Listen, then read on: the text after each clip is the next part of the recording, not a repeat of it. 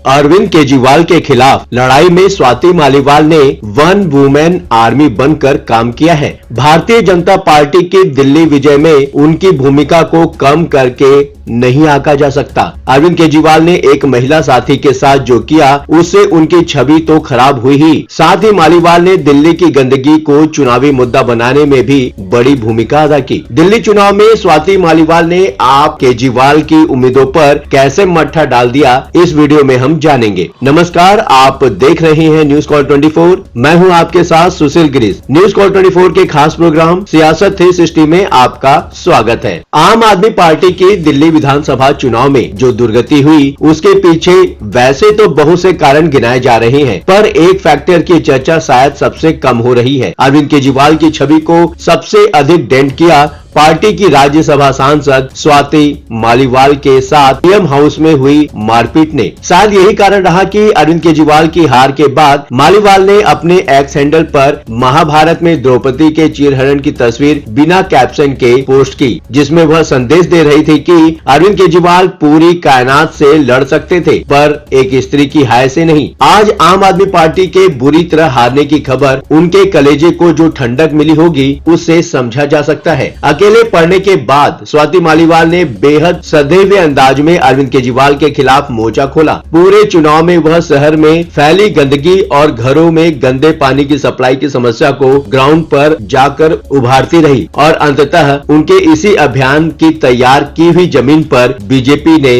केजरीवाल के ताकतवर साम्राज्य की चूल्हे हिला दी। वीडियो में आगे बढ़ने से पहले एक छोटी सी रिक्वेस्ट है, अगर अभी तक आपने चैनल को सब्सक्राइब नहीं किया है तो अभी सब्सक्राइब करके न्यूज कॉल 24 के परिवार का हिस्सा बने। वीडियो में आखिरी तक बने रहिए। सिविक इशू को मालीवाल ने बनाया मुद्दा, वरना बीजेपी तो करप्शन पर ही फोकस कर रही थी। लोकसभा चुनाव के पहले जब तक स्वाति मालीवाल के साथ अरविंद केजरीवाल के लोगों ने कथित अत्याचार नहीं किया था, बीजेपी की रणनीति दिल्ली सरकार को भ्रष्टाचार बताकर चुनाव जीतने की थी। पर मालीवाल के साथ हुई मारपीट के बाद बीजेपी ने अपनी रणनीति बदली। चूंकि स्वाति मालीवाल शुरू से ही सिविक इशू जैसे कि कूड़े के ढेर, मलिन बस्तियों में गंदे टॉयलेट, महिलाओं के उत्पीड़न, ओवरफ्लो सीवर, गंदे पानी की सप्लाई के खिलाफ लगातार आवाज उठाती रही हैं, तब भी जब वे अरविंद केजरीवाल के सबसे नजदीकी लोगों में शामिल थी। पार्टी से संबंध खराब होने के बाद भी उन्होंने अपने पुराने काम को अभियान बना दिया। अभी जब दिल्ली में विधानसभा चुनाव को लेकर जमकर प्रचार हो रहा था, वे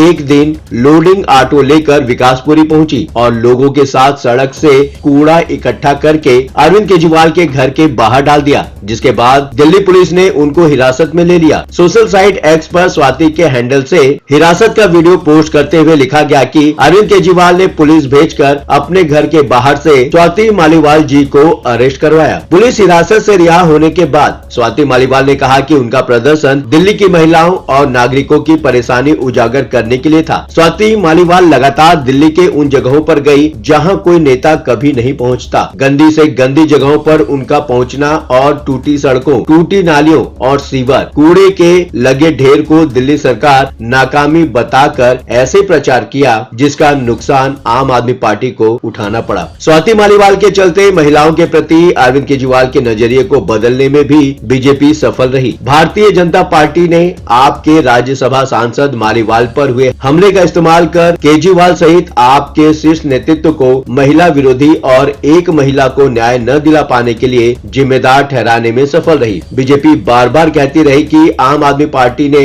पहले स्वाति मालीवाल मामले में चुप्पी, फिर मालीवाल पर प्रत्यक्ष हमला करके पार्टी ने किस तरह अपनी ही पार्टी की एक महिला नेता के साथ अपमानजनक व्यवहार किया, इसका असर लोकसभा चुनाव में भी हुआ। बीजेपी अध्यक्ष जेपी नड्डा ने लोकसभा चुनाव के दौरान दिल्ली में एक सार्वजनिक कार्यक्रम में पूछा गया कि निर्भया कांड को लेकर मुख्यमंत्री अरविंद केजरीवाल विजय चौक पर धरने पर बैठे थे। आज उसी मुख्यमंत्री के ड्राइंग रूम में एक महिला के साथ कैसा दुर्व्यवहार हो रहा है, यह कैसा पाखंड है। लोकसभा चुनाव के दौरान शिवराज सिंह चौहान और भाजपा की हैदराबाद उम्मीदवार माधवी लता आदि ने भी इस मुद्दे को उठाया था। बाद में दिल्ली के लोगों ने देखा कि मालीवाल को पीटने वाले विभय कुमार को पंजाब सरकार का सलाहकार बनाकर मंत्री लेवल का दर्जा दे दिया गया। बीजेपी खुलकर स्वाति के साथ नहीं आई, ये काम कर गई रणनीति। अरविंद केजरीवाल के कैंप से स्वाति मालीवाल के बाहर आने के बाद अगर बीजेपी स्वाति मालीवाल को पार्टी में शामिल करके उन्हें आगे करती तो शायद इतना इफेक्ट नहीं पड़ता। इसके साथ ही स्वाति मालीवाल ने भी लगातार बीजेपी से अपनी दूरी बनाए रखी। आम जनता के बीच इसलिए ही स्वाति के प्रति सहानुभूति और हमदर्दी बरकरार रही। वो जो कहती थी उसे आम लोग समझते कि मालीवाल को सत्ता और पद की लालच नहीं है। जनता ने यह मान लिया